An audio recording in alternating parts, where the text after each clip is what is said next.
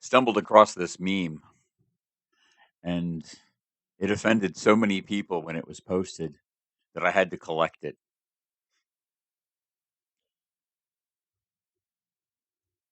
The thing is, if you feel like you're an imposter, it's entirely possible that you are one. And I need to say that because it's the honest truth. The fact is, a lot of people, if they don't feel comfortable in a role, it's because they're not meant for it. There's a lot of software imposter syndrome. And that's mostly because there's a large group of people in software that are just not fit to be software engineers. They force themselves into the role because of what they get out of it monetarily, but they don't actually put in the work outside of work to have the skill set, have the foundational knowledge, and to understand how it all works. They just kind of fit it together on the job to get things working, and at the end of the day, they're done with that. And unfortunately, that is just not what software engineering is. Software engineering is not about just getting the code to work. There's a quality standard, there's an engineering standard.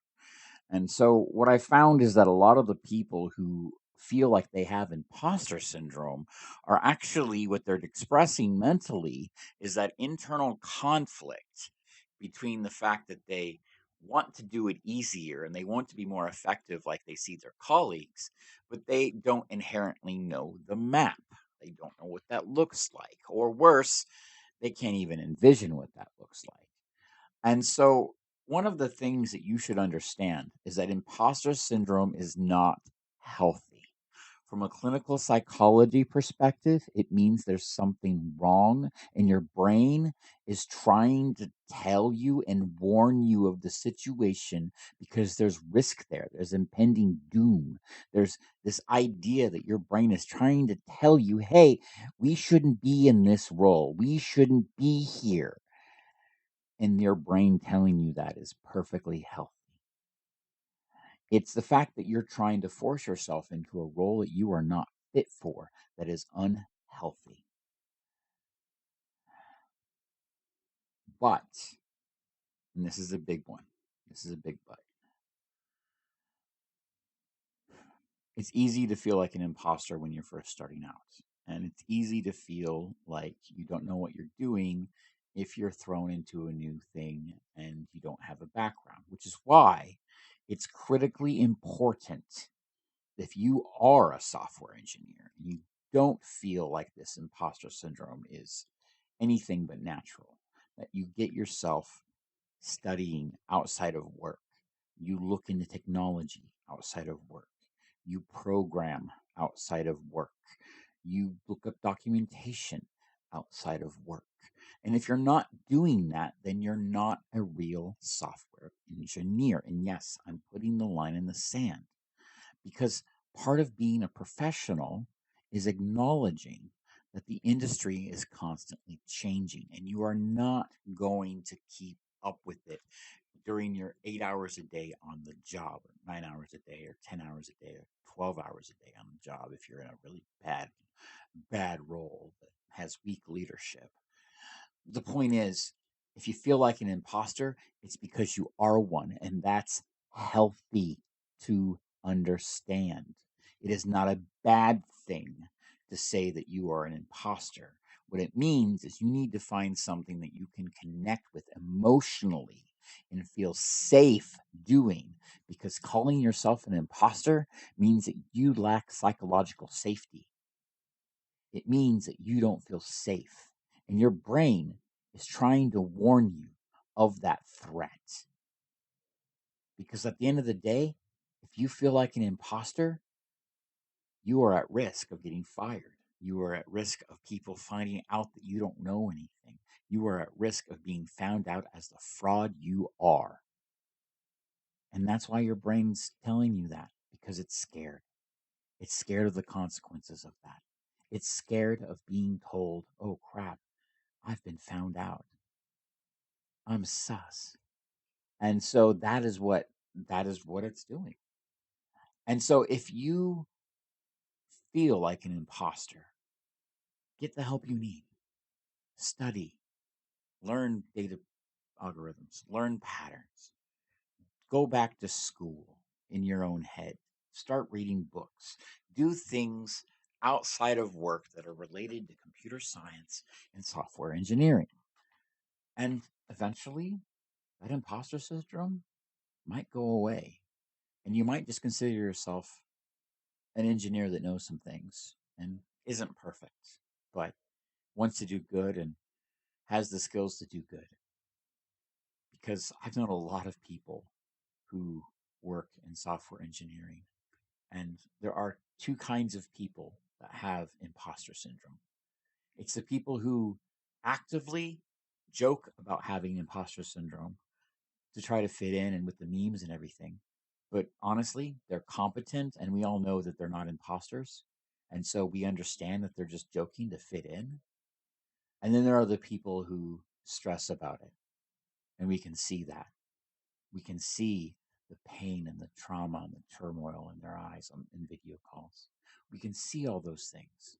And so, one of the things that you have to understand is that either you're an engineer or you're not, because at the end of the day, not everybody's smart enough to be an engineer, much less a software engineer. And yeah, I personally believe everybody should learn a little bit of programming just so they understand how difficult it is.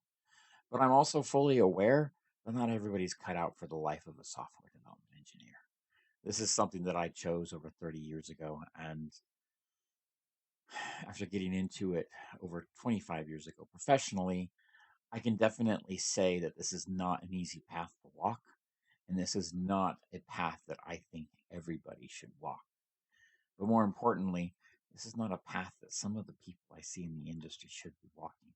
They would be far happier doing something else, whether it's electrical engineering, plumbing, whatever. And so the end result is you need to look at your life critically. Don't care about what I say here, okay? You need to look at your life critically, and you need to come to the conclusion of, do you feel imposter syndrome because it's a funny meme and because you're trying to be accepted by others as part of the social group?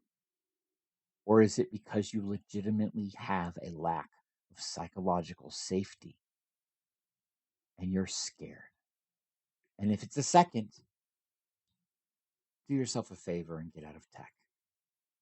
Not because I'm gatekeeping, not because of anything like that, but because it's going to be best for your psychological safety and your psychological health and well being and your mental health.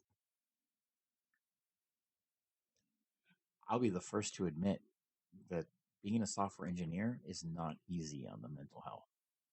Okay. Part of the reason why so many people in cybersecurity who are senior and have the skills and experience I do have PTSD, trauma, all that fun stuff is because of the stuff we've seen. And so if you experience those issues because of your job, then you are an unsung hero and you have just as much trauma in your life as a police officer or a firefighter. And I know that because I was a volunteer firefighter and I had family that was cops. And so I understand those lifestyles very well. And when I compare them to being a software engineer, there are times when the trauma is just as great. And I'm not belittling those other titles in any way. But what I am saying is that just as in firefighting, when you're going to, a burn on a house and you realize you can't save them all, or when you're on the beat or you're doing wellness checks on Thanksgiving and there's some DV and you couldn't save them all. There are things in software that you will see where you know you can't save them all. And that wears on you just as much.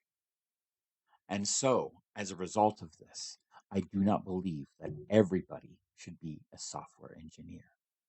If you are crying every day because of your job, if you're trying to force yourself to say that imposter syndrome is natural, if you are trying to force yourself to stay in the industry, stop doing that and just get out.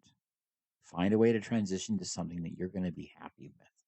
Because at the end of the day, you only have around 70 years on this planet. And if you can't be happy, those years will be shorter. Do what's best for you.